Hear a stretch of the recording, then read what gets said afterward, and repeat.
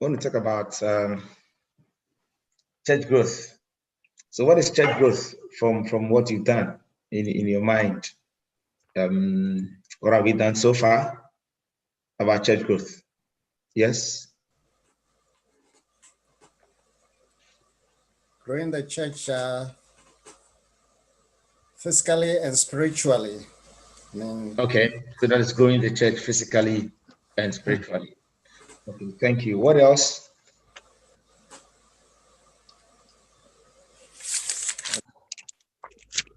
We've also looked at elements that make a church grow, like prayer, Bible studies.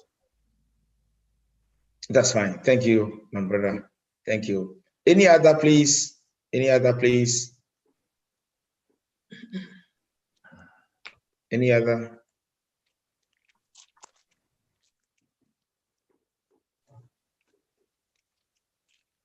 Yeah. Okay, that's fine.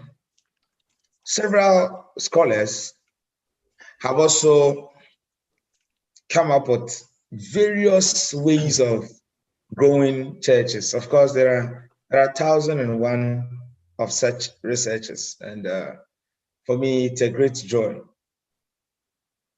Aside that, there are other documentaries and journals raising concerns that some church buildings have been used for other activities. For example, in the New York Times, 4th of October 2019, there was a quick survey presentation that churches around Manhattan have been used or sold out for real estate development.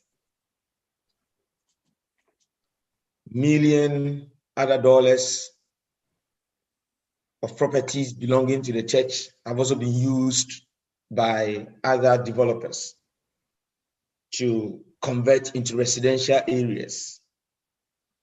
That alone should tell us that though we have strategies to grow the church, yet there are other powers fighting the church. And so that could tell us that there is a decline in church growth. I happened to interview the young adults of the North American Syrian Presbytery. And from the results or the outcome of the interview I had with them indicates that in the year 2016, the North American Syrian Presbytery youth had a biennial youth camp at St. Nicholas College, Massachusetts, between June 28th and 3rd of July. Attendance was 386. This number dropped in the year 2018 by 110 membership. The 386 dropped by 110, making it 276 when they met at Reynolds College in the Washington, D.C. district. The bigger question is, what has happened? That instead of them moving forward, they rather dropped by such a huge number. Again, in their just ended Presbytery JY Youth Conference, somewhere in October, I guess, September, October, they also saw from the report from various locals that activities in the various districts have dropped drastically. Someone will ask, if you are teaching church growth, why focusing on the youth? I'm basing on this because of scholarships that you have had. That most of the scholars have come out to say that if you want to look at people who have dropped from church, it is not the elderly, it is the young ones. who have dropped from the church. I try to go around the world to see what goes on around the world. So I started from my home here in Australia. Two researchers put their heads together to come out with what is happening. Why are people not in the community? Why are people staying out of the community? And so in a 4-year study by Molina and Chester, 2020, page 12 of their findings indicates that life satisfaction was used in detecting why people do not come to the community. And in the findings that came, they realized that they had physical challenges and psychological challenges. Again, remember, physical challenges and psychological challenges. The former, which is the physical challenges, was categorized, or those challenges were put together into one, whether the person is a divorcee, single parent, or in a complex relationship. All that we realize here, of course, all that I said is the psychological. The psychological is what, so that's the latter, psychological. That is divorce, single, or in a complex relationship. That becomes the latter, which is the psychological. But the physical, which you can see with your eyes, is the unemployment. Again, is the financial difficulties. Again, it can talk about unstable jobs. So based on their findings that if somebody has a challenge like the physical, which is the unemployment, like not having stable job, being taken out of job, and all that, the person is isolated from the community. And the community here, again, the church community is part of it.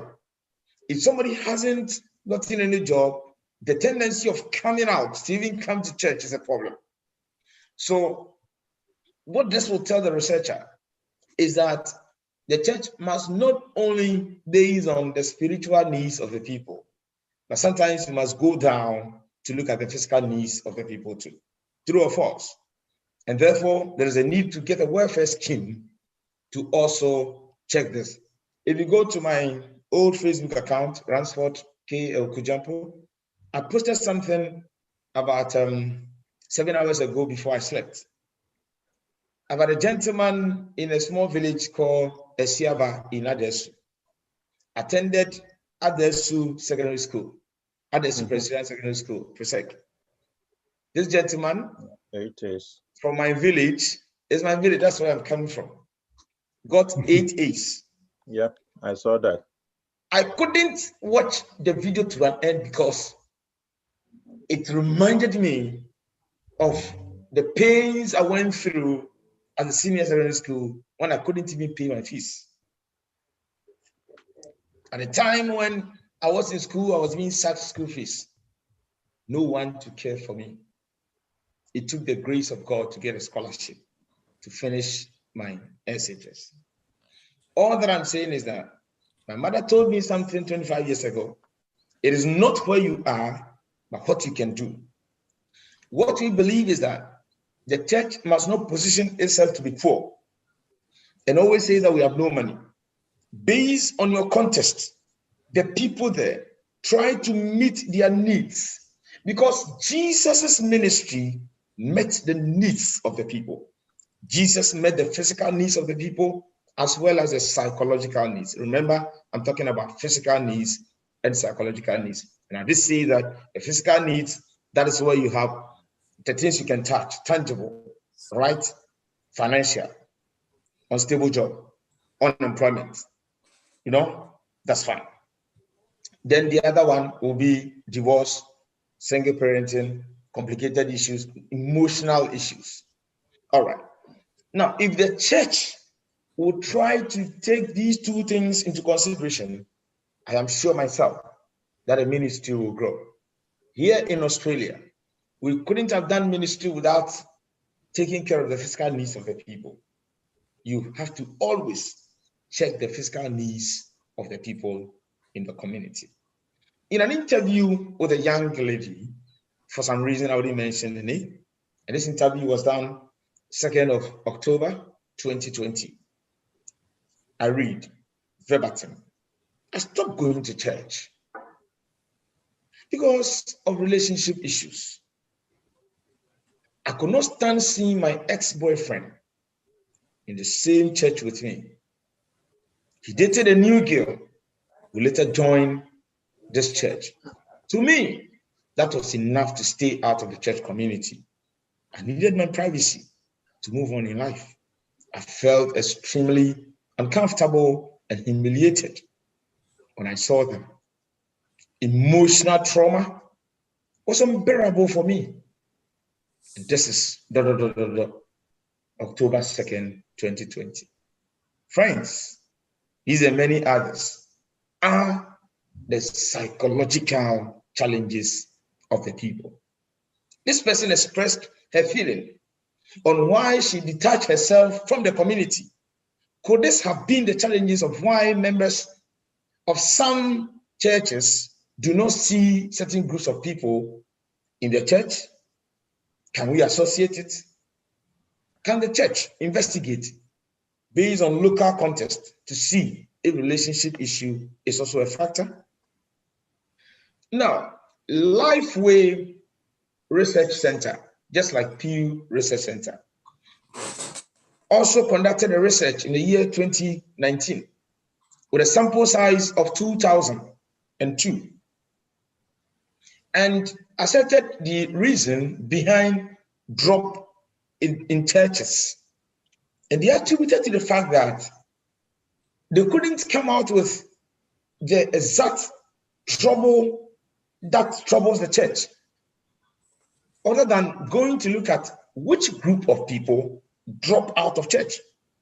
And they found to be persons aged between 23 and 30 years. They found out that 23 and 30 years. And they said that the cause of leaving the church, or the causes of leaving the church, were one, hypocritical attitude of members in the church. Hypocritical attitude. Adonkerism. Partisanship. Small political parties in the church. Group A belongs to the pastor. Group B belongs to the caretaker. Group C belongs to the senior presbyter. Is the reason for people dropping out of church. Found full respect. This was later confirmed, or this had previously been confirmed or asserted again by Tom Rayner and S. Rayner. They have also done that in the year, of course, a decade ago, before Life Research came out with that. They again went further to see that, is it only the 23 to 30 years? They came down again and they realized that even 18 years to 22 years, they were also dropping. They saw that 34% were just coming to church. It means that the number dropping cannot be attributed to people who are 50 and above, but there were people dropping downwards. Ladies and gentlemen, I'm asking you, what do you think is the challenge to the church you find yourself? What is preventing your church from growing? And which categories of people are dropping from the church? Is it the youth? Is it the young, women fellowship, or men's fellowship? I'm pretty sure that through this presentation, you are seeing for yourself the people dropping from the church. Putting Lifeway Research and Rayner's research together, you can categorize them into 4 of all the findings they have made. That one, the challenges in circumstances So we can call it circumstances related factors. Circumstances related factors. Onipa na sitene mu, say na juma, say physiological, say psychological, a kabomua. Almost say a 96% I cause nipa man stay out of the church. 96%. Number 2, and he said the pastor, the caretaker, the church leaders. Of course, I can say that is related to, I won't say leadership problem, no. You call a spade a spade. Sometimes the pastor is a factor, the caretaker is a factor, and we say that factors of pastor, agent, catechist, caretaker are also 73% of drop in church. So that if we want to solve this problem, the circumstances must be tackled. Pastor, caretaker, catechist must be tackled. Then the third one is the spiritual aspect of the church. Whether the church is prayerful, whether the church, the messages that come out of the pulpit, very powerful, the church setting. So the spiritual, the political nature, the cultural nature of the church, whether that's a factor or not. The principles that are going to grow the church, whether that one is also a factor, we found that to be 70%. And now, youth, and I said, sorry, man, or Makasanka problem, or cost for 63%. So remember that 63% is caused by the members themselves, the spiritual nature, 70%, the priests, the church leaders, also what? 73%. The circumstance is 96%. Yameva, you are some bonnepo. You are some cassia, a bonnepo. I was as so. It's a quite ben soon a bit to me afar. Na yet me yen and sorry. Namana ye. Costello 2016, Eka BB said. Answer ye bit to me as almost any amount.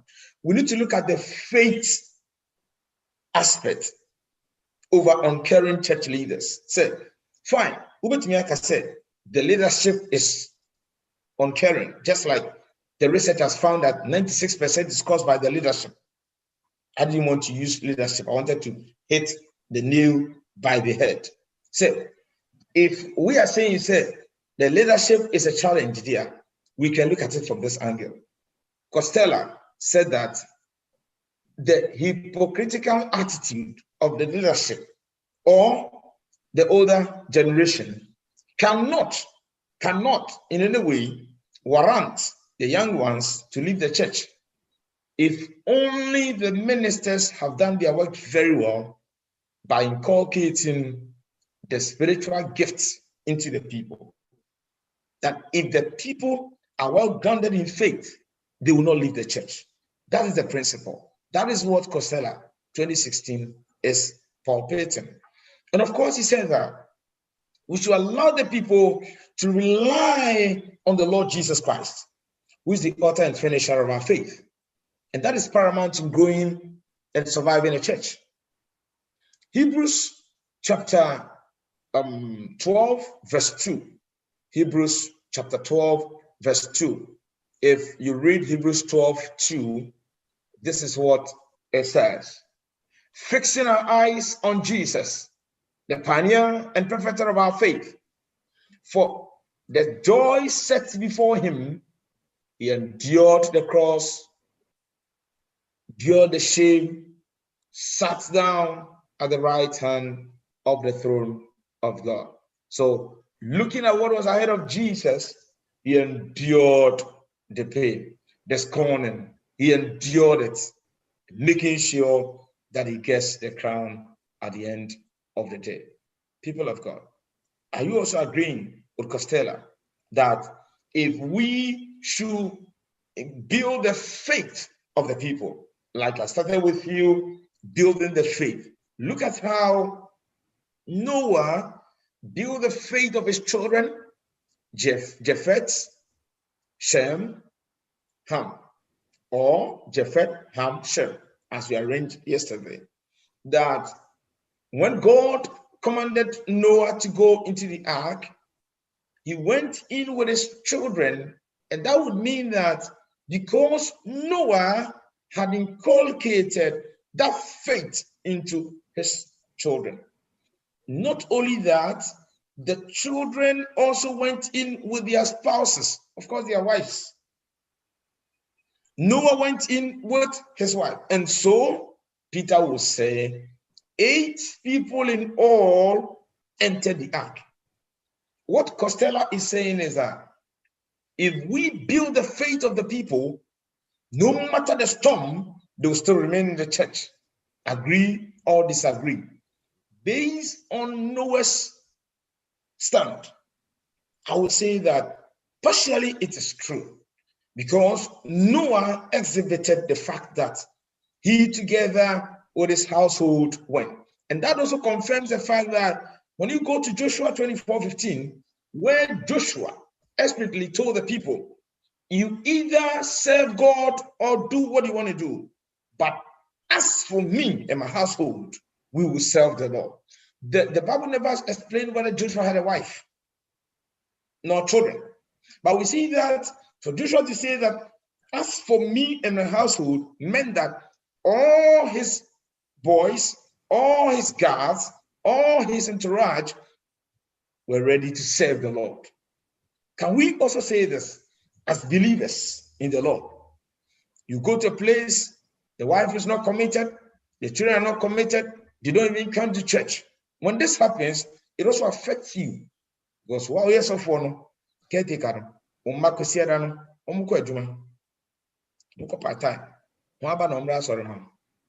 Costello further said that,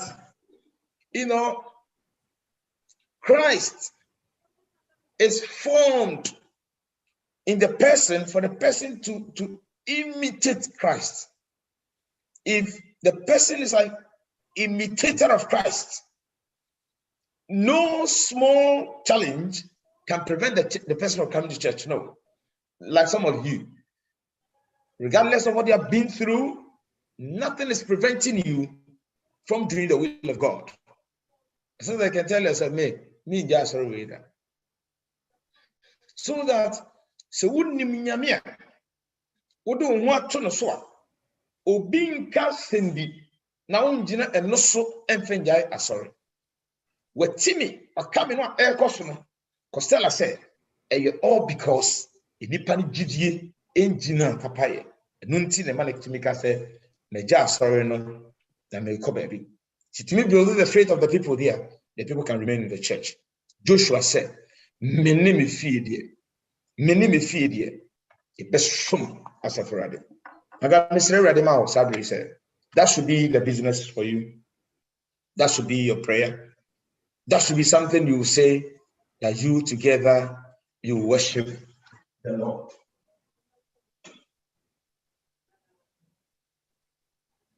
All right.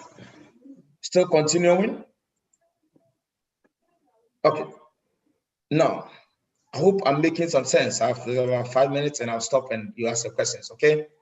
Now, another thing that came up is the fact that the faith is there, but Martin Luther also brought the argument that for him, he uses his dinner table to teach his children.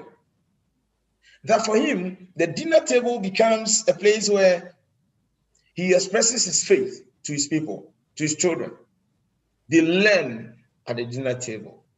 Africans, do we even sit with our children? Do we discuss with them? Do we talk things over with our children?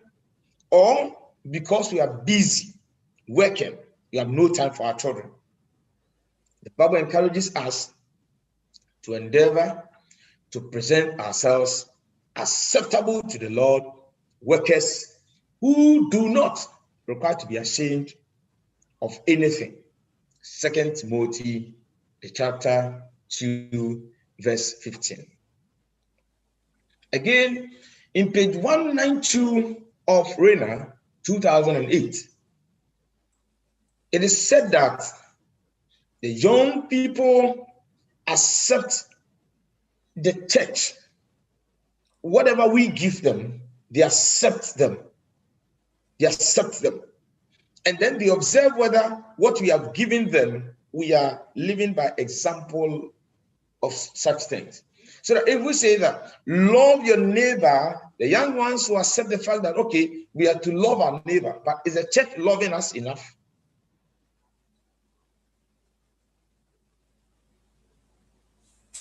The bigger question I'm asking here is, of all the presentation I've made, is it telling us the truth or it's a lie? 5 Nigerian scholars also came up to say that the problem we have is that we don't follow up with our members in the church. And therefore, there are some members of the church who have double church, double denominations. They come to your church, they close, they go to another church. They said, well, sometimes it's because what they expect to receive, they are not receiving. You know, go on, man. There are some people, nothing.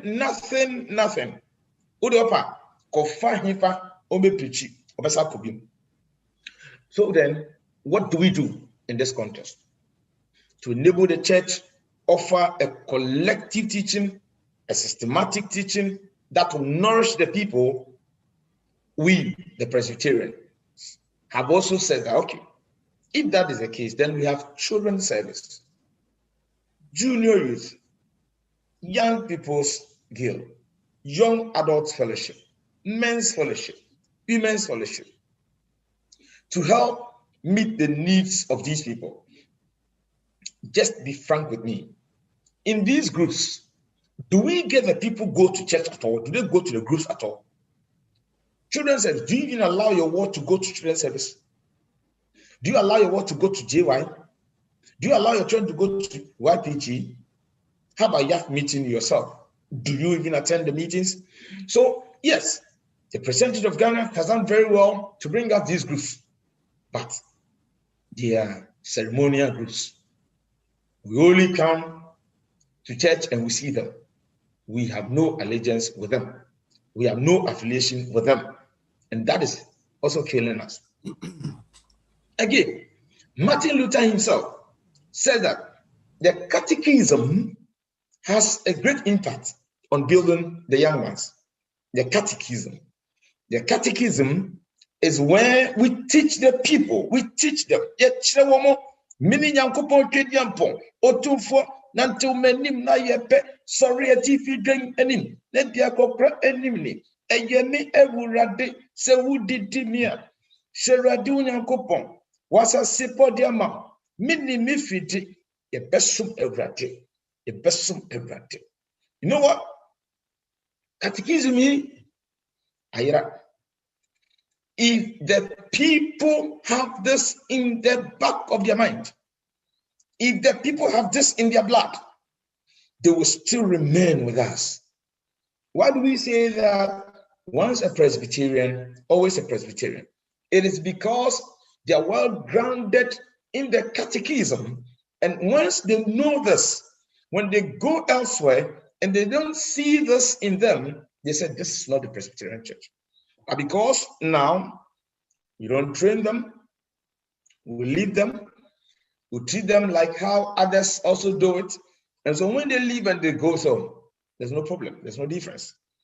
Let us distinguish between Presbyterian church and other churches. The difference is that in the Presbyterian church, we teach them the sound doctrine. We have the catechism, which has almost about 200 of biblical studies that we can teach them. It is my prayer that every person listening, everybody listening to me, once a week, you pick one thing from the catechism. After you have finished preaching and about to give benediction, you spend just about 2 minutes to tell them, today, this is our message. It's our message for the week. You pick one of them. It has been revised. We have the English version of it. Teach your people. In a month, you have learned 4. So that 2 months, 8. And multiply by 10. 8 by 10. How many do you have? 80. In a year, by the grace of God, you can learn about 84, 88. And do this for the next 5 years and see what will become of your members of the church. Proverbs chapter 22, verse 6 says, train up a child in the way he should go. Even when he is old, he will not depart from it. If we should teach our children to understand this thing, the church will grow. Let me say that the church can only grow, as I told you the other time about a research someone made, that the church grows through, of course, my good friends, you know him already. Is it Ambry? Ambry's research says that the church grows through biological. So that if the biological nature of the church grows, if we bring the children and we do not train them with the catechism, revised catechism, making it lovely. This time you can even project it. This time you can even make it like a card. You can send it to your friends, send it to your church members, to even place them on their status, send them to friends. This is a catechism for the week. This is the message for the week. You send the English version, you send the Tree version. It is my prayer that as believers, as pastors, we will love the members, think about the members. Again, ladies and gentlemen, one other area that has become very controversial is the mentorship. That if we want to grow the church, there should be the need for mentorship. The Oxford Learner's Dictionary defines a mentor as a knowledgeable individual who counsels and supports someone with the less skill for a period. I take it again. A knowledgeable individual who counsels and supports someone with less skill for a period.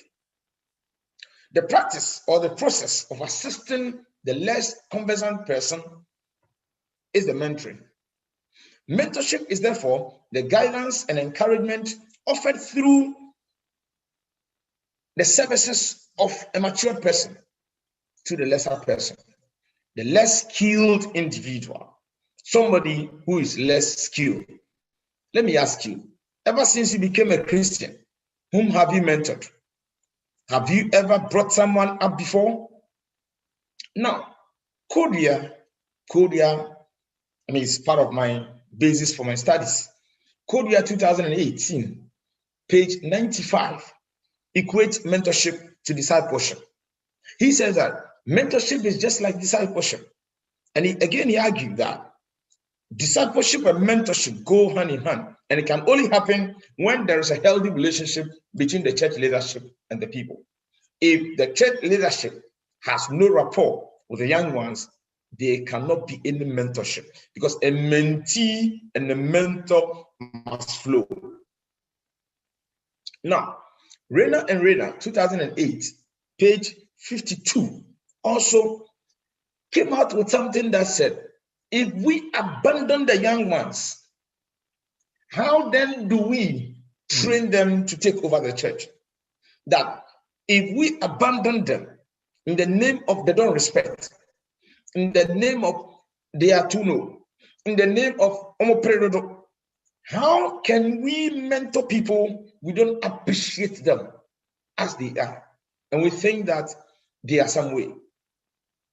Kodia said that we should try to come into agreement on the fact that we are in a new era, and that new era might be different from a score back or 20 years back. That from his research, he realized that the church dropout is basically the young ones. And those between 18 and 21 expect direction. They expect encouragement. They want counseling. They need support from the church. And we need to follow up on them. If they realize between 18 and 21 that no one cares for them, they begin to leave the church. They begin to leave the church because no one cares for them. Ask yourself, as a caretaker, as a pastor, when was the last time you called a parent to even ask, no,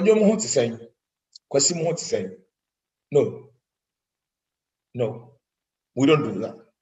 Now, the young adults from the mid-20s requires that mid-20 group, that group requires a stronger relationship with the church leadership. If we don't, from the mid-20s to the 30s, that's it. That is why when they go to the universities, they don't come back, because we don't even follow them up. We don't even plan to say, okay, all those in Arizona, I want to come and visit you today. Or you are in school, you're going to close this week. You want to come, the church leadership want to come just to see you around. No, we don't do that. Oh, I'm going to school. You don't think about that. I want them to come back to church after school. How possible is this? People of God, I think I'm making sense. The next one to talk about is modernization. Modernization has been raised in almost all the scholars that have read their books, that this is why I love the Presbyterian Church. I'm not too sure what I've told you before, but the 16th moderator of the Presbyterian Church of Ghana, very Reverend Professor Emmanuel Mate, wrote in a moratoria address to the 13th General Assembly held at Apetifi Co in August 2013. And this was cited in the English Catechism that the Presbyterian Church of Ghana we knew 3 decades ago, 30 years ago, is not the same as PCG today. Things have changed. And so also has the Presbyterian Church of Ghana. Therefore, we need to change things, old things in a new and innovative way. This is page V, that's 5, of the English Catechism 2015. Professor Mate reiterated that the church needed modification in the 21st century and identified 4 distinct features that ought to be visited. They include evangelism and outreach, disciple making, and paying attention to the younger generation. Ladies and gentlemen, until we think about creativity and innovation, the church cannot achieve a dream. Equator 2020, page 112. And I have Equator's book here with me. Equator wrote the book in this one. Equator is a journal, that's Journal of Theology. You have it here. I have that one here. And Equator is found here with his friends. The page 112. Yeah. In Equator's work, they brought out that even in our teachings and in our sermon delivery, we have to be innovative. We need to be innovative. One were the days where the pastor can write something on a paper and go and sit down and talk, while the people will be looking to the face of the pastor. What you are reading, what you have written, if for nothing at all, before you finish your delivery, there should be about 1 or 2 slides for them to know the key areas of the message you preached. Because not too sure of the percentage, but if you talk to somebody, the person is able to retain about 50%. If you talk and the person sees it, about 70%. If you talk and the person is involved in the activity, about 90%. So, standing in the pulpit and talking for 20-25 minutes without anything showing on the screen, you are only delivering 50% into their ears. But should they see a word, like as I was saying, in Galilee, as you can see on the screen, this is a picture of Galilee. This is a picture of Philippi. This is a picture of the tomb of Jesus. They picture it and it gets into their minds. Until we bring innovation in our presentation, until we bring innovation in our delivery, we will still be marking time and say, we need to be creative in a contemporary scene where our young ones use virtual means of delivery. That is why I love the approach of ministry, but I'm seriously against the phone ministry. Seriously, in parentheses, because there have been times that we've been having meetings where you even call the person. You can see Adra on the line.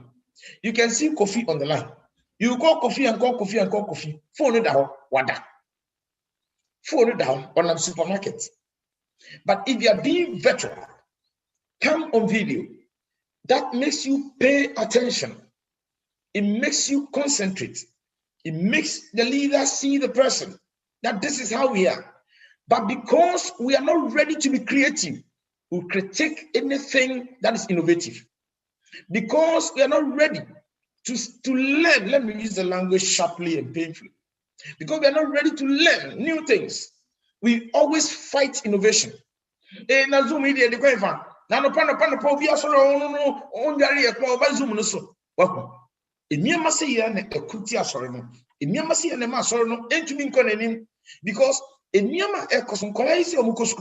they come on video. Tell me, I could have been over school. I tell you, we first saying Zoom. Now we're doing the camera. Teacher, because I saw camera. But I'm sorry, I am. Yeah, I know. Voluntary. Opa saw camera. Opa man saw. And yes, she why. Yamia some now betty. As some now Cassan, oh, Cassel Guaboso. We're not talk. And a phone or throw being on income. He's not even listening to what you're saying. People of God. And Rasa said, Nyaminkrofo, yes, serious. Serious as the world moves. And then we are renting a Thomas Amoni. Thomas, because of technology, you know, they two net so within 24 hours. No, the president has seen it. Me say, I'm sorry, website to crowd whatever. You can't, a president for the master Jan Crassi Seminole. Jan Crassi Seminole. Na Okahuna sorry egu. Okahuna egu. I sorry muni websites. I sorry muni YouTube. I sorry muni Facebook. I sorry muni Twitter. I sorry muni Instagram. Yeah, can't say yeah, massa. Missing Jan Crassi Seminole. Until we stop saying Crassi Seminole, the church can never grow. Anyway, sorry for using the word Crassi Seminole. Make it simple. Until we stop the traditional way of thinking, the traditional way of analyzing things, we can never grow the church. You are an agent. You are just somebody there for a period. Get the people who want it. Let them do it for you. That is the only way we can grow the church. When I'm talking about church growth, I am mad myself. So don't mind my language. Technology abo, ye call ye ba. Me say, me yes baby, me publish here, me need data, me publish here. Me need data, me publish here. But I was so sad, say, videos of certain churches were recording 5 million viewers when your church, my church, was recording 1,000 views. I mean, we don't even believe that technology can be used to propagate the gospel. We don't believe it. We have fought this and fought this and fought this and fought this. And then we say, jump on in Crawford. I could jump on in Crawford. On Facebook.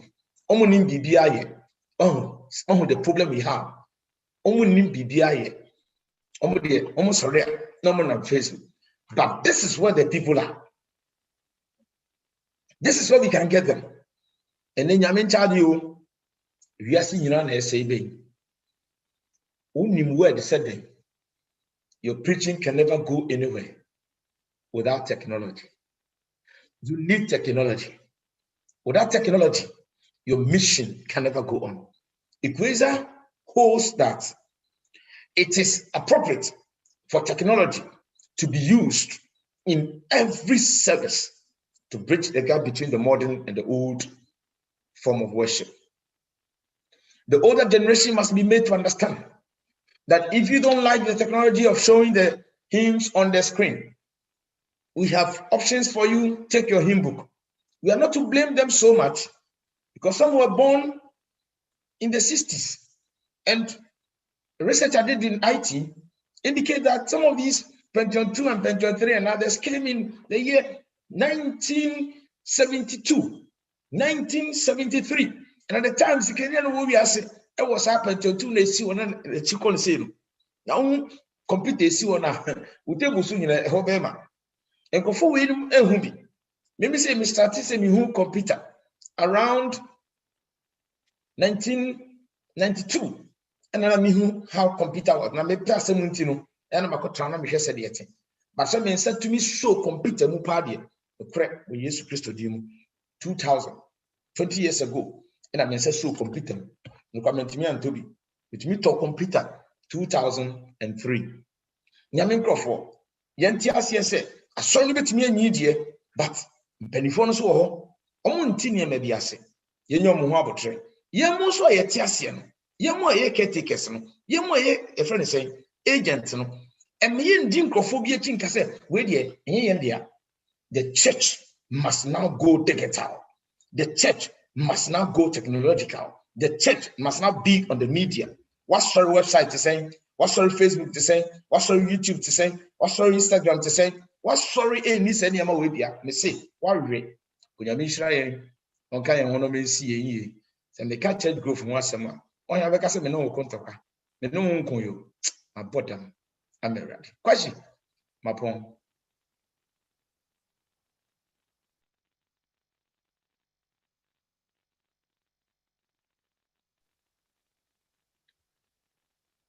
More on a money hop. Papa,